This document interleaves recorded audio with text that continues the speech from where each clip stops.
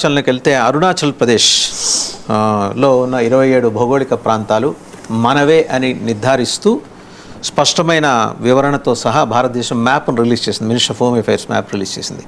2017, 2021, 2023 ఈ 3 సంవత్సరాల్లో కూడా చైనా ఈ ప్రాంతాలకి చివరిలో జింగు పింగు అనే పేర్లు తగిలించి వాళ్ళదని క్లెయిమ్ చేసుకుంది.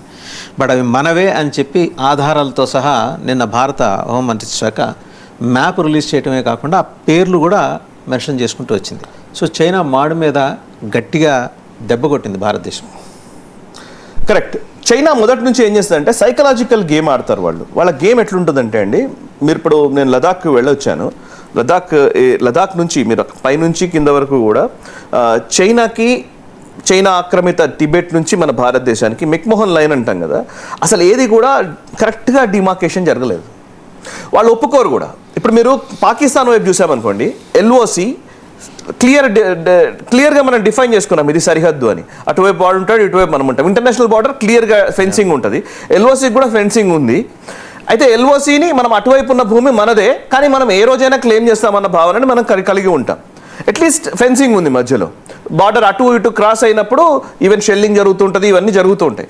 బట్ చైనాకు సంబంధించిన వాటిలో ఏంటంటే చైనా మొదటి నుంచి ఈ లడాక్ నుంచి ఇప్పుడు అరుణాచల్ ప్రదేశ్ వరకు కూడా ఎక్కడ కూడా బార్డర్ ఫెన్సింగ్ ఉండదు. అక్కడ ఏంటంటే వాస్ట్ ల్యాండ్స్ ఉంటాయి. ముఖ్యంగా లదాఖ్లో అయితే ఇటువైపు వాళ్ళు అటువైపు పెట్రోలింగ్కి వెళ్తారు, అటు నుంచి ఇటువైపు పెట్రోలింగ్కి వస్తారు. సో పెట్రోలింగ్ ఏంటంటే అక్కడ ఎవరు మనుషులు తక్కువ ఉంటారు, జనసాంద్రత చాలా తక్కువ కాబట్టి అసలు మనుషులు ఉండరు కాబట్టి ఏదో వింటర్ లేని మామూలు సమ్మర్లోనో అట్లా పోవడం రావడం జరుగుతుంటుంది. అలాంటి టైంలోనే కల్లల్ సంతోష్ బాబు గారు పెట్రోలింగ్ దాంతో వెళ్ళిన టైంలోనే వాళ్ళు దాడి చేశారు, చనిపోయారు. ఆ తర్వాత మళ్ళీ మనం వాళ్ళ మీద దాడి చేసాం అయింది. అండ్ ఆ పర్టికులర్ ఫెన్సింగ్ ఏరియాలో ఎక్కడైనా కానీ బార్డర్స్లో అది నో ఫైరింగ్ జోన్ అంటారు. నిజంగా ఎవరు కూడా ఫైర్ చేయడానికి వీల్లేదు. గన్స్ కూడా వెనక్కి పెట్టుకునే వెళ్తారు. మామూలు గన్స్ ఉంటే క్యారీ చేస్తారు, కానీ ముందు ఫేస్ చేసేలాగా ఉండకుండా వెనక్కి పెట్టి వెళ్తారు. ఇది నార్మల్ ప్రాసెస్. అయితే చైనా ఏం చేస్తుందంటే సలామీ స్లైసింగ్ అనేది వాళ్ళ స్ట్రాటజీ. సలామీ స్లైసింగ్ అంటే ఎవ్రీ 2 సంవత్సరాలకు 3 సంవత్సరాలకు ఏదో ప్రతిష్టంభన జరిగిన టైంలో వాళ్ళు ఏం చేస్తారంటే జస్ట్ ఒక 5 కిలోమీటర్ల లోపలికి వస్తాడు వాడు. 5 కిలోమీటర్ల లోపలికి వచ్చేసి అక్కడ క్యాంప్ పెట్టుకొని అక్కడే ఉంటాడు. లేదు ఇది మీది కాదు, మీ పర్టికులర్ ఏరియా కాదు, ఇది మా ఏరియా కిందకి వస్తుందని మన వాళ్ళు ఎంత కాన్ఫిడెంట్ చేస్తే వాడు చేస్తాడు. అప్పుడు మళ్ళీ చర్చలు అంటాడు. చర్చలు చేసి 2 అడుగులు వెనక్కి వెళ్తాడు, 2 కిలోమీటర్లు వెనక్కి వెళ్తాడు. కానీ 5 కిలోమీటర్లో 3 కిలోమీటర్లు వాడికి వచ్చింది కదా, ఉన్నట్టే కదా. సలామీ స్లైసింగ్ అంటారు. మెల్లిమెల్లిగా ఆక్యుపై చేయడం. ఇట్లా కొన్ని వందల కిలోమీటర్లు, ఆల్మోస్ట్ చదరపు కిలోమీటర్లు చైనా ఆక్యుపై చేస్తూ వచ్చింది. 62 వార్లో పోయిన భూభాగం కొంత అయితే 2014 వరకు పోయిన భూమి కొంత. 2014 వరకు అది మెల్లిమెల్లిగా జరుగుతున్నది సలామీ స్లైసింగ్. బట్ 14 నుంచి భారత ప్రభుత్వం చాలా స్ట్రిక్ట్గా కూర్చుంది. డోక్లాంలోకి వస్తుంటే మనం వాళ్ళని ఆపాం. సో ఇప్పుడు ఇక్కడ గల్వాన్లోకి వస్తే కూడా వాళ్ళని ఆపాం. సో వాళ్ళు లోపలికి రాకుండా మనం కరెక్ట్గా అడ్డుకట్ట వేస్తున్నాం. ఇంకా చెప్పాలంటే వాళ్ళని వెనక్కి నడుతున్నాం.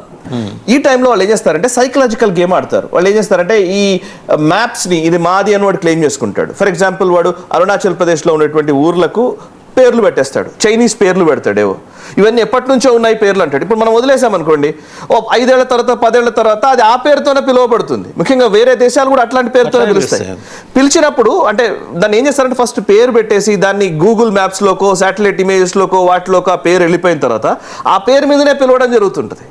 సో ఒక 5 ఏళ్ల తర్వాత 10 ఏళ్ల తర్వాత 20 ఏళ్ల తర్వాత ఆ పర్టికులర్ పేరుని బేస్ చేసుకుని ఇది చైనీస్ పేరు కదండి అని నిర్ధారణ అయ్యే అవకాశం ఉంటుంది అనమాట.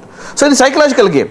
సో మనం ఏం చేస్తున్నామంటే దానికి కౌంటర్గా ఫస్ట్ టైం మనం ఏం చేసామంటే మన భారతీయ పేర్లని అండ్ అరుణాచల్ ప్రదేశ్కి సంబంధించినటువంటి పేర్లని మనం అక్కడ పెట్టడం జరిగింది. మొత్తం 21 గ్రామాలు, అందులో కొన్ని 27 ప్రాంతాలు, మొత్తం 27 ప్రాంతాలు, అందులో 21 గ్రామాలు, కొన్ని లేక్స్ కి పేరు పెట్టాము. శంభూ రివర్ అని ఒకటి పేరు పెట్టాము, మనము లేక్ కి పెట్టాము.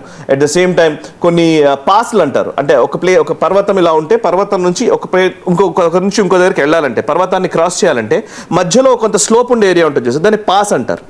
సో ఆ పాస్లకి పేరు మనం పెట్టాం.